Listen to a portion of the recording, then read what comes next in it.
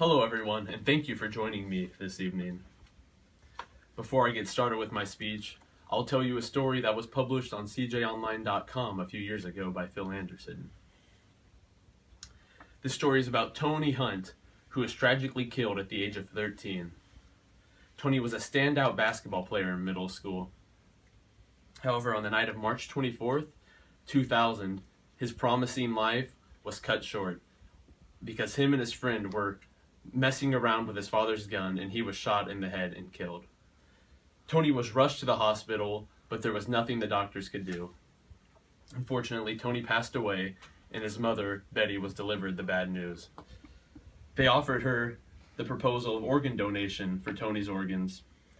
At first, Betty was completely against the idea of having her son's organs harvested and given to complete strangers she had never met. She was quoted in the story saying her son was going to leave this world the way he came in.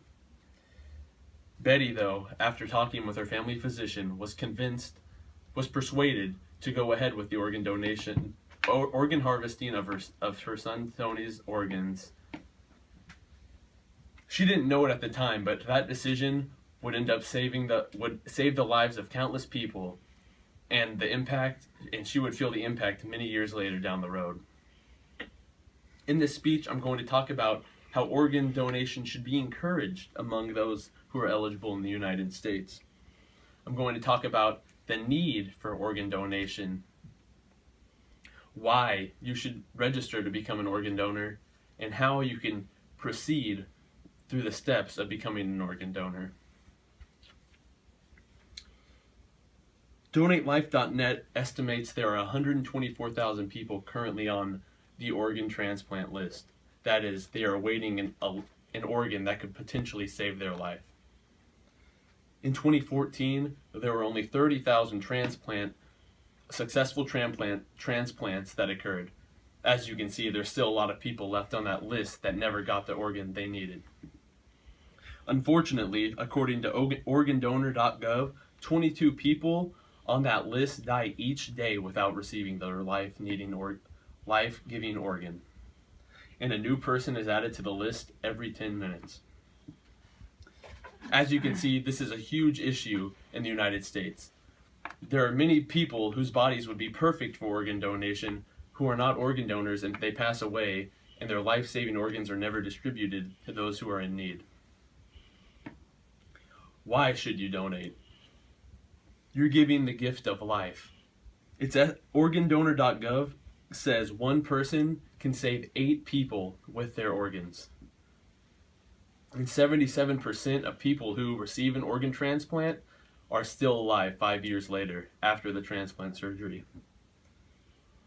Some people may wonder, will this affect my insurance rates becoming a donor?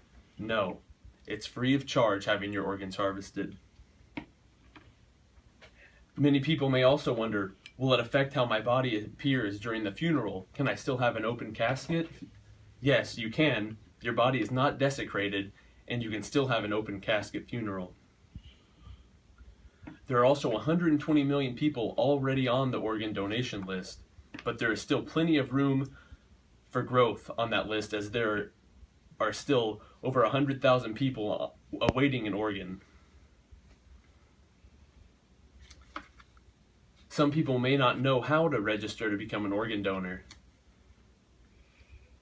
DMV.org gives you the chance to choose your state and proceed with the steps by filling out information on how to become an organ donor.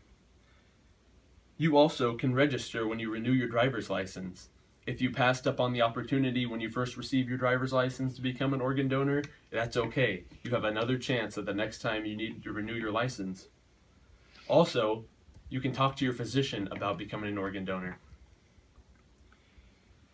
Betty didn't realize it at the time, but she would go on to become friends with some of the people that received her son's organs. She didn't realize that one choice could save the lives of 6 people. In conclusion, there are a lot of people in the United States on that list who need an organ. It's a simple decision to make, and it's very selfless. You're saving the lives of up to 8 people. It's a decision you're not going to regret, as it comes to no cost to the family, and you can still have an open casket funeral. The greatest gift you can give to anyone is the gift of life, and by becoming an organ donor, you are giving that precious gift to up to 8 people. Thank you for viewing. Thank you for listening.